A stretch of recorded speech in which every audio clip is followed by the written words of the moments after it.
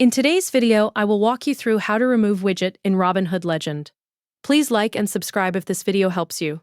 To begin, open Robinhood Legend through the official Robinhood platform and access your main trading workspace where your widgets and panels are currently displayed. Once you are inside Robinhood Legend, look through your layout and locate the widget that you want to remove. This could be a chart widget, asset insights, option chains, or any other panel currently active on your screen. For this example, use the Option Chains widget. After locating the widget, move to the top right side of that widget window and find the three dots icon or the settings icon. Click on the three dots to open the widget options menu. A small menu will appear with different actions available for that specific widget. From the available options, click Delete Widget to remove it from your Robinhood Legend layout. Once selected, the widget will disappear from your workspace immediately, and the remaining widgets will automatically adjust within the layout.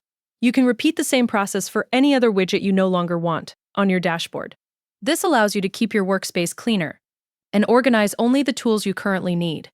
If you later decide to add the widget back again, you can always return to the Add Widgets section and reinsert it into your layout.